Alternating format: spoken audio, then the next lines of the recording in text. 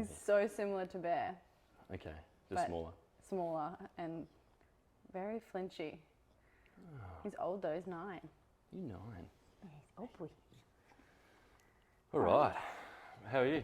I'm good, thank you. Busy, but good. Yeah. Yeah, busy's always good, I guess. With PT, coaching? Yeah, just life, like training, nutrition, coaching, online coaching and PTing. So obviously that takes up more time than what I have been used to in the last year. Yep. And moving 100 times apparently. Yeah, cool. Because you guys are moving from here shortly, hey? Yes. So my partner sold his house unexpectedly. Yep. And 3-week settlement. So we're out. But we're moving closer to town, which will be really good. Obviously, it'll be closer to the gym and that'll be good. So cool. Yeah. Because you've only just recently gone back to face-to-face PT, hey? Correct. When did I start? 6 weeks ago. I took some time off because, when COVID happened, obviously the gyms closed. I went mobile for a year and then bought a house with my ex-partner and we built a gym. We had a shed there, so we built a gym there. And I PT'd out of there for about a year and a half and then decided to close it down and just do online coaching in March last year, I think. There were a few reasons for it, but I wanted to be on the online space fully for a little bit more freedom of space and time, I guess. Yeah. The ability to travel, the ability to leave if I need to leave, and the flexibility. The flexibility, which is great, and I was like, it was awesome for the time that I did it, but then I went through a relationship breakdown, obviously sold the house, and I was alone a lot. Cool. And so it was like spending a lot of time in my own space on my laptop. Yeah. And when you work for yourself, it's not like you have a team members to bounce off. So it was literally just me and the laptop. And I got to a point probably in like November last year where I was like, I really feel like I need a bit more human connection. Yeah. I had it in my personal life. My personal life was great. I had amazing friends. I had a great support system. You know, even with my relationship breakdown, it's not something that like, we're fine, we're friends. And then I've obviously met my current partner. But work-wise, I feel like you kind of need it to keep that drive.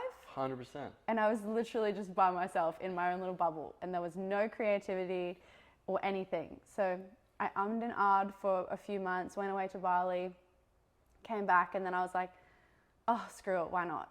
And yeah, here we are. I think I'd like to come back to that online space is such an interesting one because there's such a push for it, but I think until you've kind of done it, it almost isn't what it's cracked up to be, depending, I think, on like the industry maybe that you're involved in. Yeah, 100%. I think obviously there's pros and cons to any job, but you know, you lose that face-to-face connection with people, which is what actually builds a clientele in the PT industry to begin with. Most of the time, people aren't working with you just because of your skills. They're working with you because of who you are and how you make them feel. Yes. And it's hard to provide that online. Yeah. You know, you can have a bit of a connection or with today's society, it's usually what you look like on social media or how you portray yourself on social media.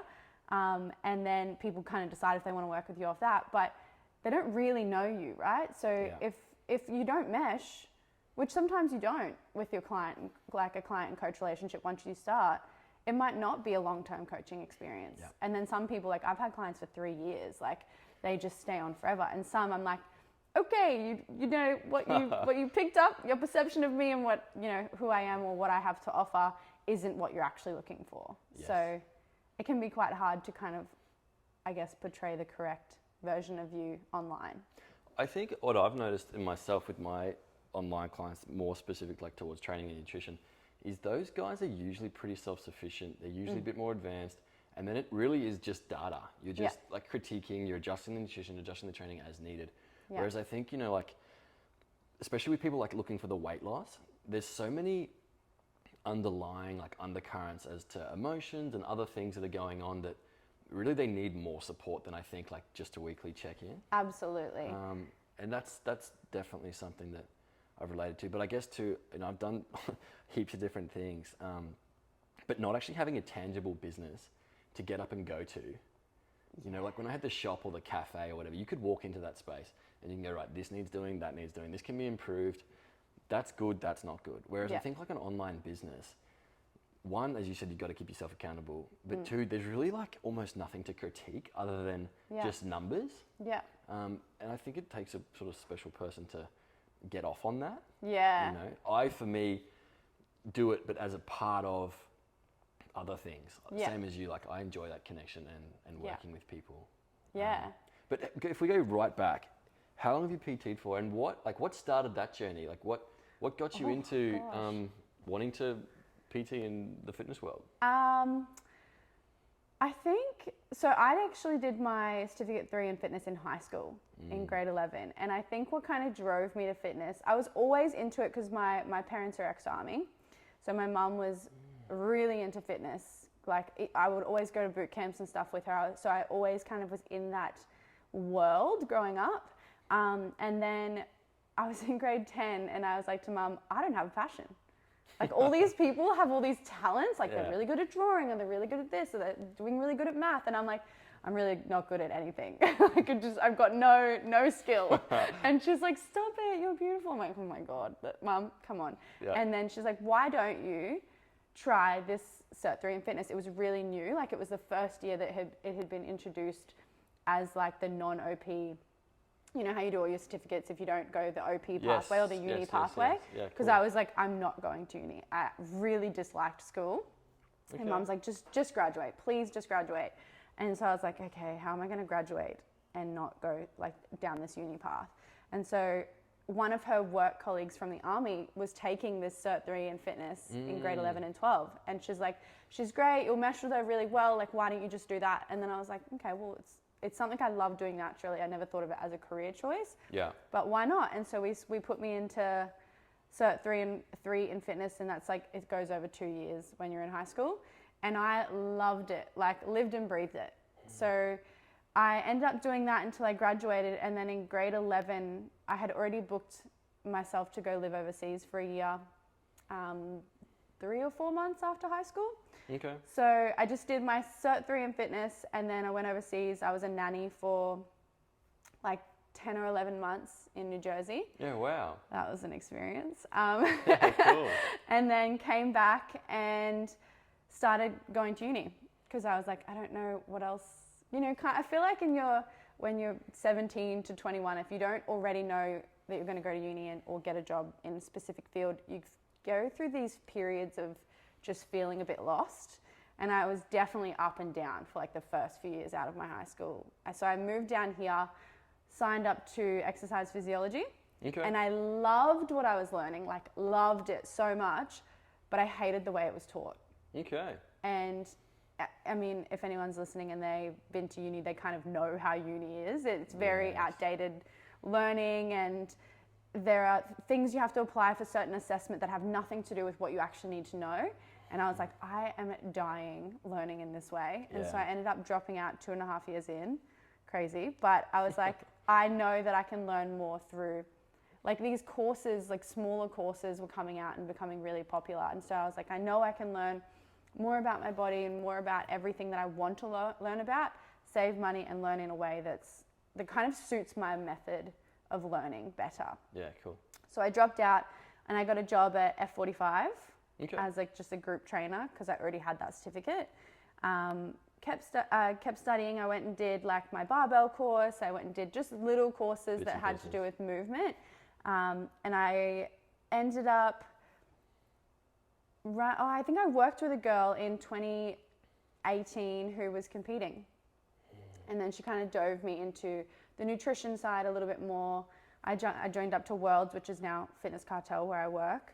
And I started doing more weight training and then just kept working on the side as a group trainer. Then I actually got poached to be a manager at a different F45 studio. And then it didn't end up working out. And so I was like, screw this, I'm going out on my own. And ended up just getting a job at Good Life. And that's kind of like how I stumbled into fitness and then just kept going deeper and deeper. Yes. So yeah, went to Good Life and then COVID hit in like early 2020. I'd been there for like 7 or 8 months. Feels like a lifetime ago. Hey? I know. Can you remember a time before COVID? I know, it's crazy. It's actually Okay. crazy. But yeah, so that was like from 2022 up until now. And I'm 28 now. So COVID hit, I went mobile, like I said, then built the house with the gym, and then here I am. Cool. Yeah.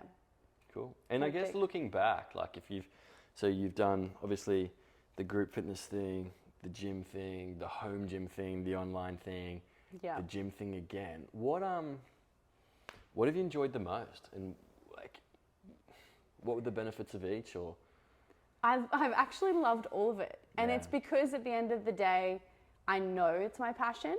Like I always I've kind of changed fields in a way, but I've always come back to that one thing, and it's always like movement to feel good.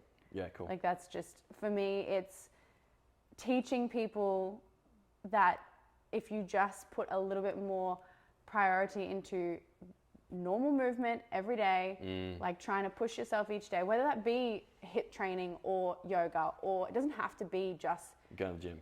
Yeah, going to the gym or strength training or bodybuilding. It doesn't have to be about your body. And I never ever wanted to be a coach about physiques. I always wanted to be a coach about just longevity and quality of life. Cool. Because it is a lot of people's lifesaver. And absolutely. There are so many people who don't even realize the capability of how good they can feel through implementing movement practices that they love on a regular basis every week. Yeah. And then the same thing goes into like when you hone into nutrition, you support that and then your movement gets better. Like it always comes back to movement. Yeah. The nutrition and the mind, everything is benefited and supports your movement practices. I agree. So, yeah. I noticed within myself, similar to you, I did my Cert 3 in high school and did my Cert 4 straight after. And, I remember being a little kid, like putting on exercise shows for mum and dad. And, we'd go So traveling good. overseas and I'd have those like stretchy bands in my bag. And anyway, that's a million years ago. But that love for movement and that how it makes you feel good, whether it was running, swimming, whatever, is sort of sets the foundation. And I've had this conversation with many people that have lived this fitness life. Like, it's always the foundation. When you are moving well, you're eating well. Yeah. When you eat good, you feel good. When you feel good, good things happen. When you're feeling good, you sleep well. And it's like this... It's a chain reaction, isn't it? Ongoing effect. Yeah. And I think too, I guess more on like a woo-woo scale, we have a physical body. We're living in a physical reality. It sort of starts there. It starts with what you eat and how you feel and how you're moving. Yeah. And then that, as you said, leads into the mindset. And for so long it was about, I guess, the program and the nutrition. And you'd know as well as I do that not everyone sticks to that. No. And you can write the best training plan and the best nutrition plan, but if they don't do it, they don't get the results. And so for me now, it's much more, okay, I'll give you the training, I'll give you the nutrition, but once we've reviewed like you as an individual, why are you actually out of shape? Yeah. Not let's get you in shape, but why are you out of shape? Yeah. And starting to like look at it from a reverse perspective, which has been really interesting. Yeah. Because I know you did your mind body practitioner course not all that long ago. Yeah, I finished it in November or December. Cool. Yeah, and that was great because I found, biggest thing ever, you can hone in on people's nutrition and training, but if they're not there mentally, they never, even if they want to so bad get to this specific goal, whether it be like physique or fitness or anything, it's not going to happen unless we address what's brought them to this point to start with. Absolutely. Because being overweight, being unfit, hating yourself, it's all it's almost like a side effect of a trauma that's sitting much more deep rooted. 100%. And people don't get that until you kind of give them the education and understanding. And so when I started to dive, funnily enough, I actually started to dive into it for myself first, because when I was going through issues in my old relationship, I had to try and understand what was going on so that I could stop projecting my shit, essentially, into my relationship. Yeah. And then if it still wasn't working once I've worked on my thing, then we know it's not supposed to work, right? But you just, it becomes a knock-on effect, and everything else gets dragged down until you actually address the situation. So I I started kind of diving into that mental space just through normal social media stuff initially. And then I started becoming like really into how much awareness you can just provide for yourself. And even your day to day, you start to go, oh, wait, why did I do that? Oh, what's that thought for? Oh, but why did I, that's not what I wanted. No. Why did I say that's what I wanted? Like, or accepting things, or why did I get angry at that person for doing that over there, or judge that person for doing that? Yeah. And just becoming more aware from learning these basic methods and processes that are a little bit more common now, I guess, in society. And so I ended up joining this mind-body practitioner course because I just wanted to get even more educated on the, you know, the neuroscience side of it, the coping mechanisms and practices, how to dive into trauma without making it worse and actually helping people work through it. And then I ended up kind of starting to implement it with my clients, and it just made a world of difference. A world of difference. Yeah. Like, it's actually night and day when you start to go, no, let's unpack this. Don't come at me with my fault that you're just not sticking to it. Let's sit down, let's jump on a call, let's unpack this properly. Yeah. And then giving people the space, kind of like tough love, but also giving people the space to be like, everything's falling apart. Yeah. And okay, let's figure out why. Yeah. And then, developed my own course. It's just, my course is literally just doing exactly what I needed for myself and giving people that space and that education to then do it for themselves as well. Yeah. So mindset's freaking huge. Well, it's everything. Yeah, everything. Our thoughts create our reality. Yeah. I think many things, but, you know, similar to you, like I took myself on this journey and it was based on this question of who am I? Yeah. You know, especially I think, you know, the fitness world can be so external. Mm-hmm. You know, it's how you look, how you perform, all of these other things. And so to then kind of, you know, with COVID, like have that sort of almost taken away from us. Yeah. There's almost like this identity crisis as to who am I going to be if I can't train? Yeah. You know, what am I going to look like? And you sort of start to lose that identity. That identity. Yeah. And then it leads on to many other different questions. Yeah. Like, who am I? You know, and what am I without those things? Yeah. And so I guess, you know, similar to you, took myself on this journey, and that's what it's become now. Is so much more of that side of things, exploring the who are you, why are you the way you are, because this society that we live in is so it pulls us apart. Yeah. It pulls us outside of ourselves. It tells you that if you go and buy the new phone, you're gonna. It tells you that if you look a certain way, you're gonna. Yeah. And so we're constantly validating ourselves externally, and it's not until you actually go and tick all those boxes and you're still left empty that you become aware that maybe there's actually more to this game. Yeah. And, you know, success, I think, is one of these things that many people say they want. You can sit down with almost anyone and say, you know, what do you want to do? What do you want to be? I want to be successful. And you go, okay, what does that mean? And people don't actually necessarily know what that means because they actually don't know who they are. Yeah. And, you know, for me, like, I guess my definition of success now has become fulfillment. Yeah. You know, if I'm fulfilled in all the areas of my life, I'm successful. Yeah. And so, you know, I think this like health journey can start with, you know, the fitness and the nutrition, and then that will lead into people being willing, I guess, to explore themselves. Yeah. And to, as you say, unpack. Yeah. And to be like, shit, why do I keep doing the same thing? Whether it's cheating on your diet, or in a relationship, or missing workouts, or, you know, and then you sort of get to the bottom of it, and it all comes back to self-love. Yeah. You know, and self-worth. And so many people don't have it now. Like, and even the generation that are coming up now, you know, the 18, 19-year-olds, their whole world is who is following and liking them on social media. Like, it's mind-blowing because if that gets taken away, imagine if we just lost internet for a few weeks. No one can have any access to internet for a few weeks. So people would fall apart, absolutely fall apart, and they would have no idea why, because they have just, their whole life and world is conditioned by this perception that that's what makes them happy. That's who they are. Yeah. Yeah, wow. You take that away, and if you don't even like, most people don't even like being in their own company.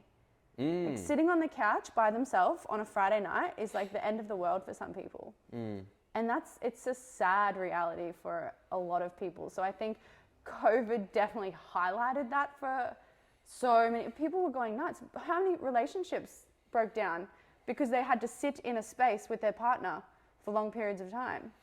Yeah, without the distractions. Exactly, without the distractions, without the escape. You know, if you have to escape from your partner after a couple of weeks, like, that's saying something. That's saying you're either, you have not communicated something and it's bottled up for a period of time, or you've both been not living in your truth, which means that you can't show up, and then you have nowhere to escape, so it just comes out on each other. So COVID definitely highlighted that. It even highlighted it for me, just because I was already at home all the time, but my partner wasn't. He still worked, so it didn't really change for us, but it definitely made me realize that I wasn't fulfilled. Even like everyone else, I don't know how to explain it. Like, even though my life didn't really change, I noticed that if it did, I would still be like, this is not what I want. Like, I was grateful that he still had a job. Yeah. And the fact that I was like, oh yes, please go to work.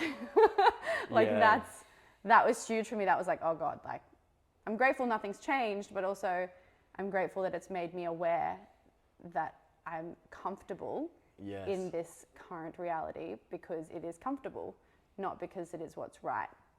And I would have probably had a mental breakdown if we were locked in a space for a period of time. Almost like comfortable being uncomfortable, but you don't know that you're uncomfortable. Yeah, exactly. Yeah. Like, I'd managed to compartmentalize parts of my life to deal, because I was, on paper I was living a great life. I had been with my partner for several years, my whole 20s. I had a dog. We owned a house. We were renovating. Ticking boxes. I was competing. Like, he was but I was just numb because I was like, oh, well, everything else is fine. So just deal with it. Yes. And then COVID hits and I was like, oh God, imagine if he was home all the time. Oh, this would not be good. Let's come back to the competing. So you've competed a handful of times. WBFF. Yeah. Won pro last time. Yes. Got pro debut coming up later this year. Yes, correct. Cool. What has that been like? And I guess wild. Yeah. What have you taken out of it? What are the positives? What are the things you would say, I guess, to like someone else that's like, oh, I think I want to compete? Who's it for and who's it not for?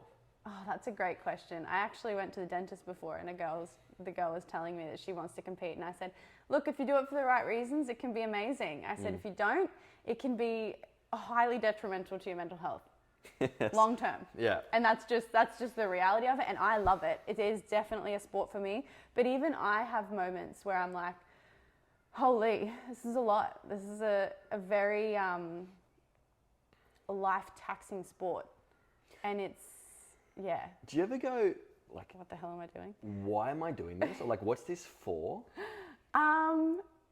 Yeah, you know what? I do it before I start my prep because I'm always like I love my life, and I think that's the best thing for me is I love being in prep and I love not being in prep equally as much as each other.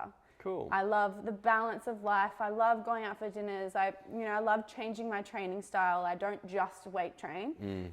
But I'm also like a sucker for like a really disciplined routine, like having to hit my macros, having to do certain training sessions and hit cardio numbers and, get certain results in certain weeks. So having both types of lives and loving both of them is the benefit for me. But it is a struggle with the transition of lives. So, you've got, for me, it's like, oh, I'm really like loving this balance. I love going out and hanging out with my friends and eating a croissant if I want a croissant. And then, and then I'm like, I'm not going to be able to do this next week because I start prep.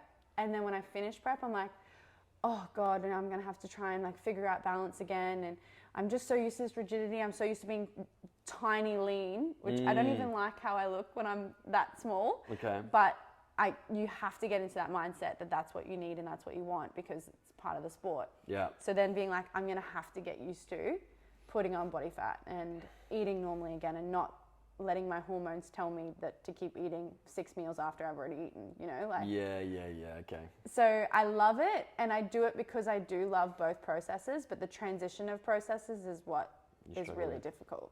Oh, that's interesting. Yeah. And I think that is difficult for most people. Yeah. But a lot of people, once they've been in that world and they know they can get that lean, if you're in it for the physical side of things, not necessarily for the journey and the sport itself, it's really hard to come back out of that state mentally and physically. And people then are always chasing that super lean kind of restrictive lifestyle, and then it can become a binge restrict cycle or body image issues or anything like that. So yeah, I think it depends on why you're in it, why you want to be in it. And if you want to be in it because you want to look like a girl online, don't do it. If you want to be in it because you love like the idea of like ticking those boxes and really getting to know yourself, pushing yourself to those limits and allowing yourself to go past what your perceived abilities are, go for it. But yeah, it's really hard to tell who it's right for and who it isn't until I guess you talk to the person and you see what's going on down there first. Because obviously everything surface level is great, but until you same thing, mindset, until you unpack and you figure out the reasoning. You probably don't really know until you actually have a crack. Yeah, 100%. And then some people do, like once they start to go, 6 to 8 weeks in and it starts to get really difficult, they're like, oh no, this isn't for me. And that's fine as well. Like you gave it a crack and it's not for you. Yes. A constant restrictive cycle for 6 months a year. So I remember, similar to you, like I've PT'd forever. And I had a phase there when I was sort of 19, 20 and it was like exploring other things. And I was always interested in defense. Like having grown up overseas, I always wanted to kind of give back to those that couldn't look after themselves. And, being an Australian was such a privilege. And so it was like, okay, how can I give back? And, loving travel, I was like, well, I'll be a pilot and I'll be a pilot with the RAF. And so, I went down like this defense pilot route and I was like, how cool would it be to fly a jet? And, I was paying this maths tutor like 3 days a week and I studied my bum off for about a year and a half, maybe 2 years, going to universities to do aptitude tests and doing everything I needed to do like to get through this process of becoming an Air Force pilot.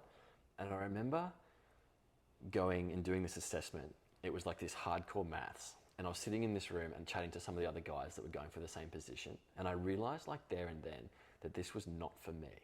These guys could pull apart a plane and tell you every part of all of it. Like the engines, the this, the that, the velocities, and I realized like I have no interest actually in aeroplanes.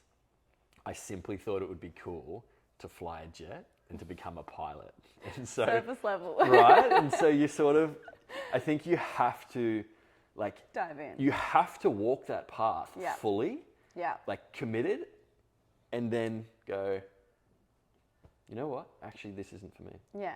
Or even if you're walking the path and you can't commit. Why?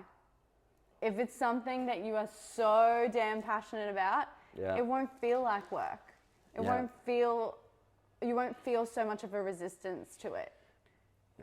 There's a saying I really like, and it's if you can't commit fully, it's probably not for you.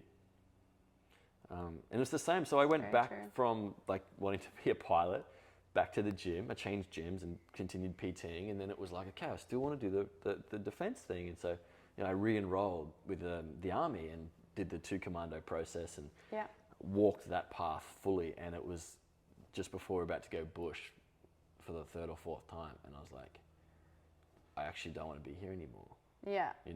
And then you have this moment, and then there's no going back from that. Yeah. You get that little like that voice that's just like, you just know it's not right for me. Yeah. And then it's a completely different shift. Yeah. But all things like, I think energetically, the more you put into something, the more you've got to kind of like undo from it. And so I've spent now probably close to 3 years like getting ready for something in defense. And then you make that split moment decision, and now you've got like 3 years of work to kind of undo. Yeah. It's like the long-term relationship, like you have got a dog, you've got a house, you're doing all the things. Like you can't just step out of that and expect it to just be disappear. Simple. Yeah. Yeah. And that's the thing, is I think that's why people often stay on a path where they're not aligned, is because they, even if they know, right, you have that gut feeling, you go, oh my God, I've just put so much time and money into this, or I've put so much time and effort into, I'll just stay. It's fine. And then that feeling literally grows until you are riddled with anxiety. Yeah. And you can't even get through your day to day. And then it comes out in health issues, right? 100%. So it just becomes like this big circle, like you're not sleeping, you know, you end up having all sorts of gut health issues, or like all sorts of things come out in pain, injuries, whatever. And it's all because you're ignoring that giant ball inside your stomach telling you otherwise. Well, this physical vessel is a representation of your mind. Yeah. Your body is sick if your mind is sick, Yeah. you know, and like doing the work that I'm doing now with people is they're like, hey, my shoulders are sore. And I'm like, okay, cool. You know, what are you carrying that you don't need to be? And what's your home life like? And, you know, my lower back's sore. I'm like, okay, why are you worrying about money? And they're like, what do you mean? How do you know this? And it's like, like trigger. Yeah. And so your body just represents like your mind and what's going on in your life. Yeah. And, you know, I'm a big believer in cause and effect, and just like knowing that everything's energetic. And so if you're sick, it's because you're sick energetically. Yeah. And so if you want to get well, you have to raise your vibration beyond the sickness. Yeah. And that 100%. for me is like, I find that so fascinating now. Yeah. And I'm so big on like just asking those questions. And that's also why, you know, your PT business would connect with your mindset mentoring and all of that perfectly, because someone's going to come to you with an issue, and then you're going to be like, okay, like you said, you'll start asking all these other questions, and the conversation no longer is about the sore shoulder.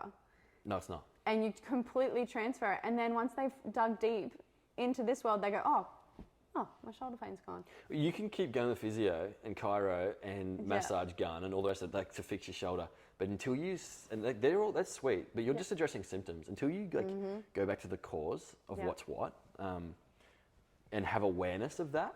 And it's usually something from childhood, or mum and dad relationship, or, you know, whatever else. We don't know, and it continues. And you just continue to band-aid. Yeah. If we go back to like that sort of what we were talking about earlier, like with passion and purpose, and, you know, this is where I almost struggle now, because for me, like I'm so passionate at the moment about learning. And my purpose, well, your purpose is to share your passion. So my purpose is to share what I'm learning. Yeah. And I genuinely, like, I love helping people. And, you know, I haven't been in the gym for a little while, but I had a few sessions this week, and I was back in there. I was like, oh, this feels good. Yeah. And so I feel torn. I'm like, oh, I still want to help people. And some people do just need help, like on that physical level. Like, hey, just come in and let's just do a good workout. Yeah. But I think for me now, it's sort of almost at this point where it's like, I don't want to take your $80 off you for just one good workout. Yeah. Like, I would rather you come and commit, and we work together for 6 months, and we undo all of you. Yeah.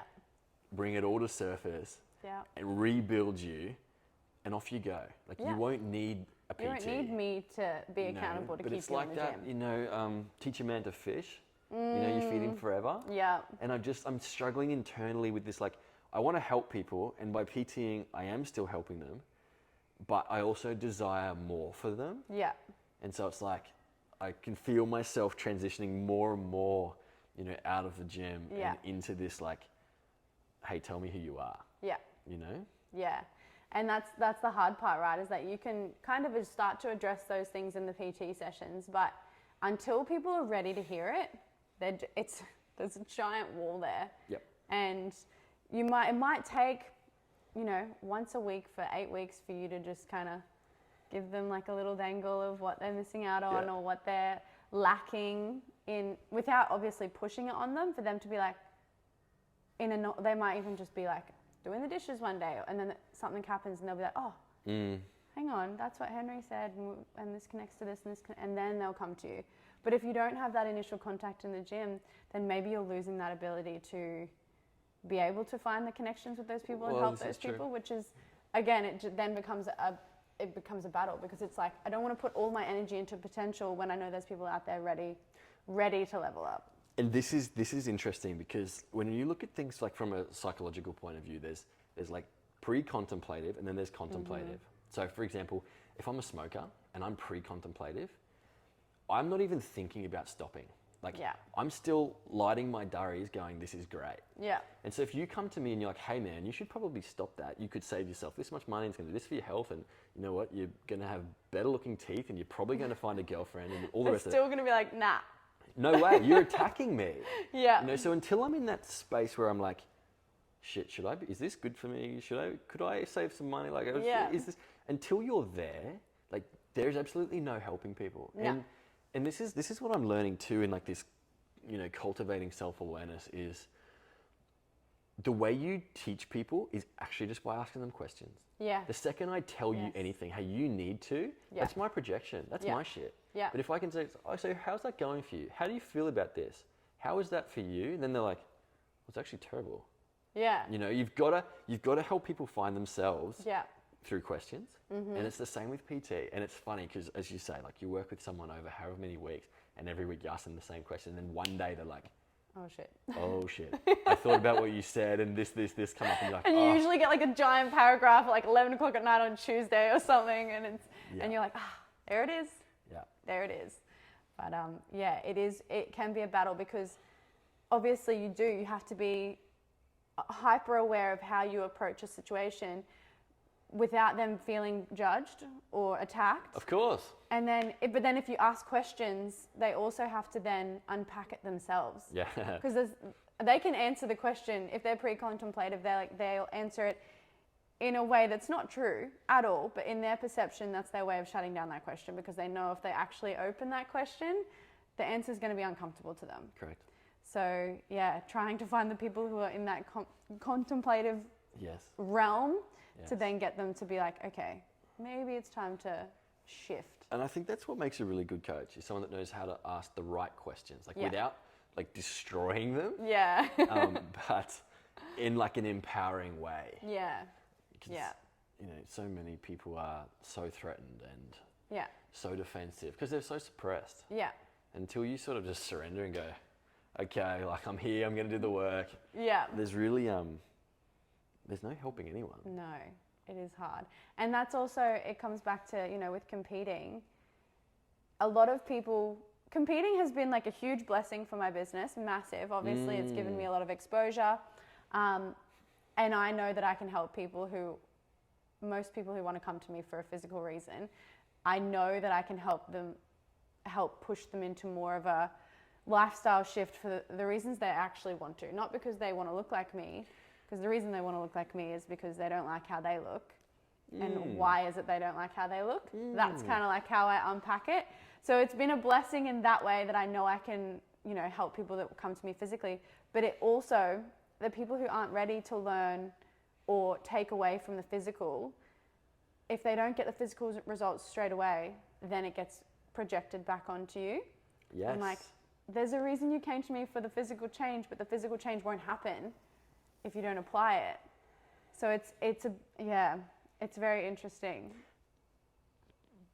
I wanted to ask you about this because this is something that's sort of come up for me and something I haven't been very good at, and that's setting boundaries like in a professional space. So, you know, I think naturally like you get into PT because you like helping people and you don't want to upset people and you know.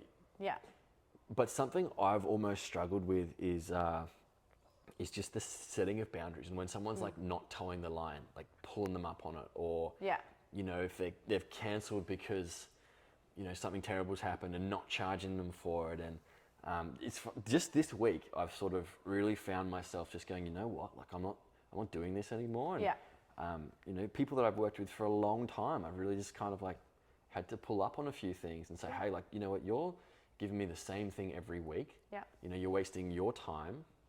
Your money and my time. Yeah. And so how do you go in that space? Do you struggle with it? Are you good at it? Like, what kind of things do you come up against with dealing with clients in that professional? Because it's something I have struggled with up until I feel like this week, and now I'm just ruthless. Yeah, you're just cutthroat. You're like, oh, you don't want to come? Okay, no worries. I'm done. I've got the money anyway. That's a really good question, and you know what? I'm really good at it. I'm really, in the work sense, I'm really good at setting boundaries. I think because I've sat in my masculine for so long, I'm quite good at being like, okay, no worries. Like, look, if people are cancelling and it's for a valid reason, they have COVID, they're sick, or something's happened with their kid, or something that seems legitimate, you can generally tell if it's legitimate. I love how COVID's like its Yeah, own it's like its thing own now. little, It's like you can just tell anyone I have COVID, and Yeah, you're they're like, "No." void of all responsibility.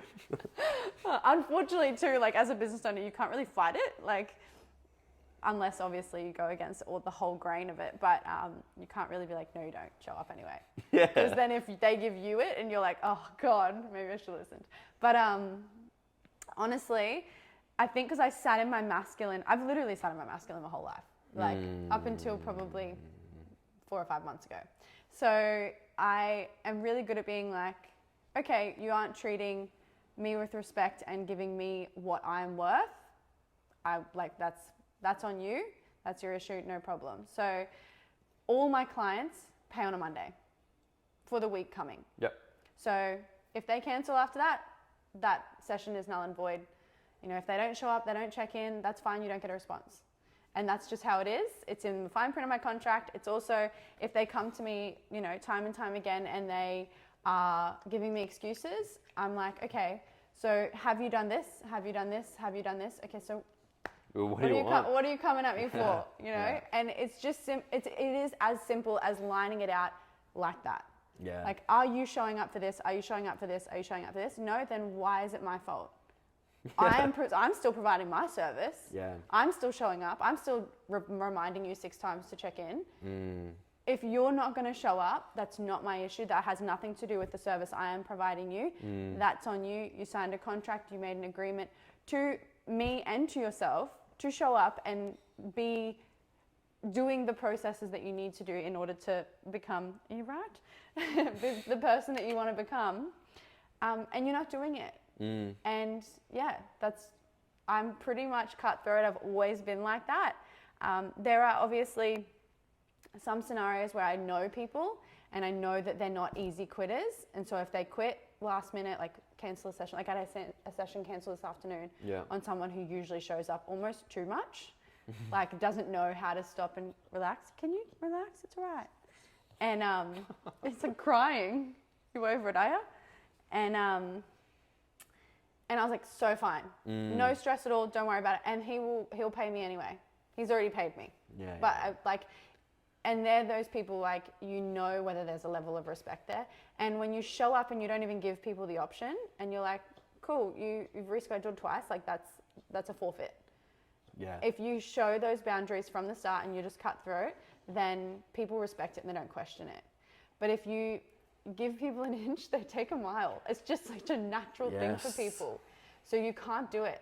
You've got to set it from the get-go. And I think that's the same in business. It's the same in relationships. It's the same in everything. Strong if you boundaries. set a tone, it's going to be used, maybe not abused, but it will be used. And if you don't like the tone later on, you only have yourself to blame because you said it to begin with.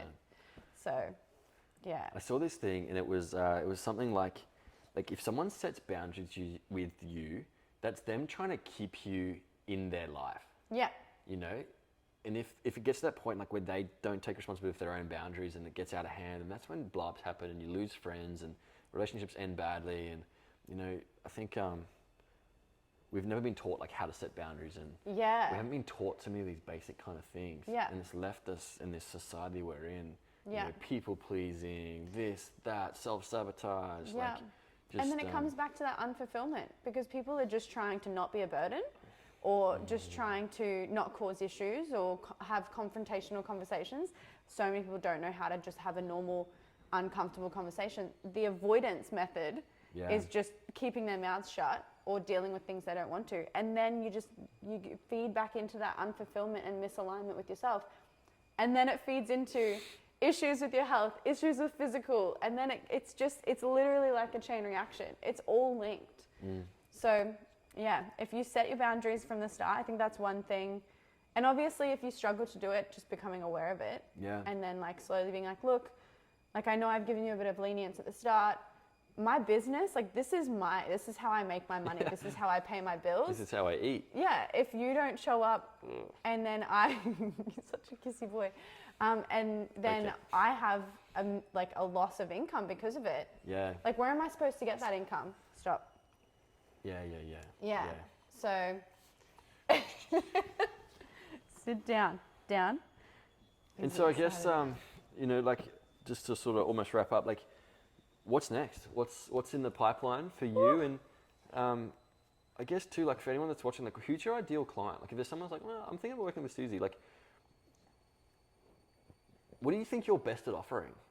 Like, yeah. does that make sense? Yeah, 100%. I think for me, my ideal client, it doesn't have to be like a certain age, a certain physical ability or anything like that. It's just someone who knows that they want to level up on whatever aspect, mind, body, nutrition, anything, and is ready to get uncomfortable. Yeah. And so many people think they are and say they are, but uncomfortable means investing money. Yes, absolutely. So many people don't want to do that. That'll be the first thing they cut. Oh, no, sorry, like life's hard. And then you see them out drinking every weekend. I'm like, no, you just don't want to get uncomfortable. That's the thing. Invest money, invest time, because change is hard. Like change is hard and it actually takes effort and time and it will take energy. So investing in time and money to be able to then actually transition your life. Yeah.